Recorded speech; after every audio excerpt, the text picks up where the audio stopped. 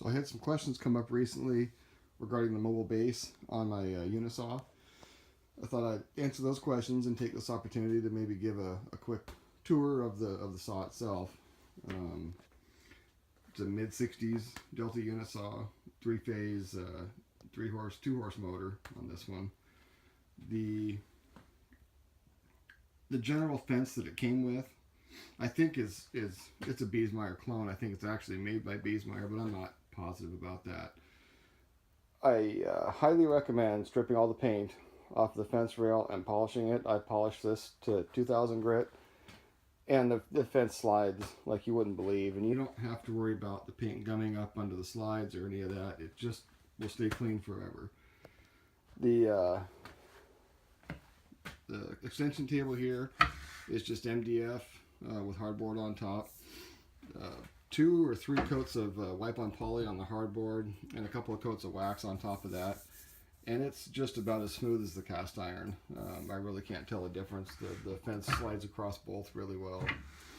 The extension wing, the cast iron wing here, is a saw stop wing. You can pick them up for about $100 off of Amazon or some of these places. They're not a direct fit to the unisaw.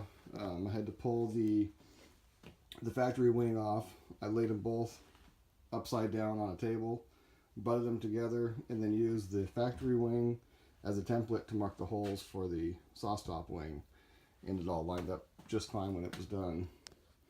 The whole top was, it wasn't in bad shape. It's got a few little pits here and there, which I'm not going to worry about. I sanded the whole thing down again to 2000 grit on this too, so it's as good as it needs to be. It's slippery for sure. It's got a Lee Craft insert, which fits very nicely. And no, that's not a writing knife in the back. It's too old for that. It's got a splitter on it that I made. Just took an aluminum block, mounted it to the original splitter location, drilled it in, and then I've got one of these lever nuts bolts down here that I can loosen it and slide the splitter up and down as the blade height changes. Works out really well.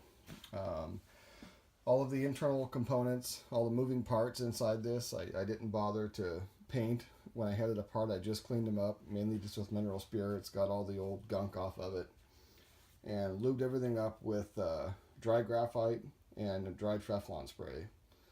Together, they last a long time, and it's a really slippery surface. Everything runs really, really smooth on this saw. So the motor on it's a 3-phase, and I run it off of this WEG variable frequency drive. It's a 3 horsepower variable frequency drive, so the thing barely even works. I've got a mag switch in the box too, just because I thought it was cool. There's no reason to run a mag switch to turn the VFD on and off with, but I had it, so I used it. The switch here I ordered from Home Depot. I'm thinking it was $15-20. Wasn't much. I like it because it has the big stop paddle on it, and I can hit it with my leg when after I run a cut through. I don't have to be looking around trying to find the switch. The VFD is really easy to wire in. The instructions are great. There's no problem in that. I mean, it's not a big deal at all. You can find this equipment, this more industrial equipment, 3-phase, cheaper than you can the single-phase stuff, because nobody knows what to do with it. Nobody has 3-phase in their house. And one benefit to the 3-phase is you can control the speed at which the motor ramps up and slows down. So I've got this one set at a 1.5 second ramp up, and I think it's a 2-second slow down. So it shuts down really quickly, which is nice. If it didn't have the 3-phase, if it just ran a single-phase motor, it'd take a lot longer to slow down, and it is nice to have it shut down that quick.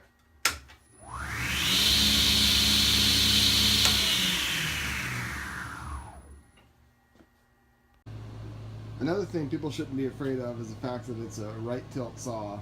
The right tilts being unsafe was a marketing ploy that Powermatic came up with back in the 60s, and it was pretty effective. They did a good job of talking people out of it to the point where I don't think anybody makes right tilt saws anymore. The biggest benefit to the right tilt saw is no matter what blade you put on, no matter what you do, this thing is always accurate from the blade to the fence. It's always dead on. Once you get it dialed in, you don't have to keep double checking your measurements with the tape every time you make a cut. It's always right. So if accuracy is important to you, the right tilt saw is the only way to go in my mind. As far as making miter cuts go, there is absolutely nothing wrong with moving the fence to the other side of the blade to make your miter cuts. If you're doing miters on a board that's 15 inches wide, leave the fence where it is. It's just fine. There's no safety concern there. The cabinet is all automotive urethane. I think there's 3 coats of base and 2 coats of clear.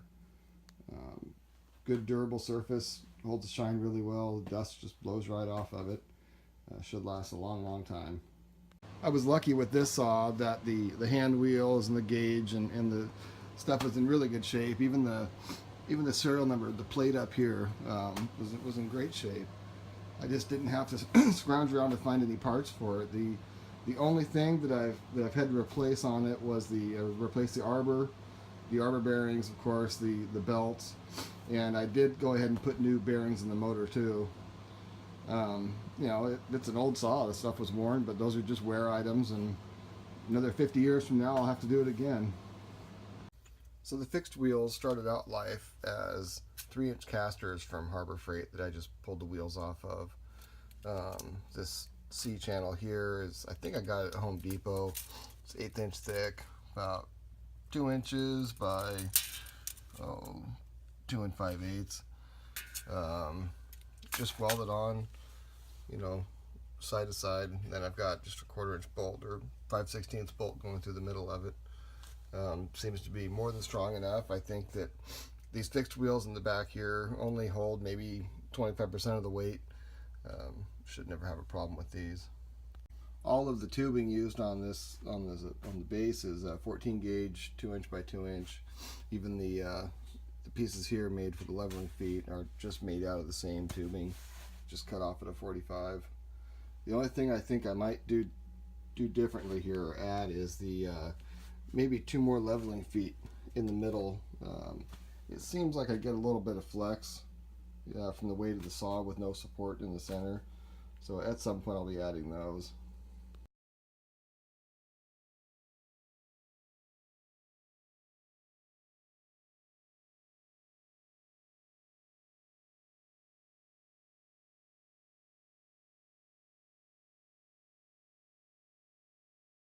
The jack itself is a 2-ton jack. I think I got it from auto parts supplier. I'm sure you can get it at Harbor Freight or whatever. This is one that I had laying around. Overkill, but it serves a purpose just fine. And it was pretty inexpensive. The actual lifting portion here, the tubing is 1x2 by 120 wall tubing, a little thicker. I figured I needed the extra support, especially on the mitered edge here. The mount on the bottom is just 3/16 flat stock. I welded a few little beads on here just to hold the base of the jack in place so it doesn't slide around. The jack doesn't actually attach to anything, it just kind of floats. The top part of the jack goes into this piece of conduit here to keep it from moving, and then it just rests on the bottom. Once there's a little bit of pressure on it, it doesn't move. Haven't had any problems with that. The casters here again are just 3-inch Harbor Freight casters, 100-pound capacity a piece. Seem to be holding up fine, no problems. 3/16 flat stock on these plates, and that's 5/8 inch bar that goes across.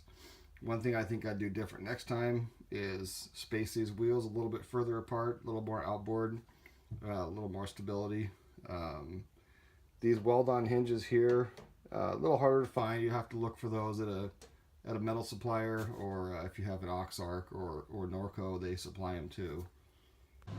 I think anybody with any kind of mechanical aptitude at all would have no problem rebuilding one of these saws. I just don't think anybody should shy away from buying this older equipment. It's bulletproof, it's extremely accurate, really solid, and it's lasted this long pretty much flawlessly. It's going to last that long again. I'm into this saw including the mobile base and the VFD, just under $1,000. To buy a saw this quality, a new saw, you're looking at $3,000. Thank you for watching. Don't forget to subscribe. If you have any other questions, let me know. If you want another video, let me know. I may not get to it quick, but I will get to it.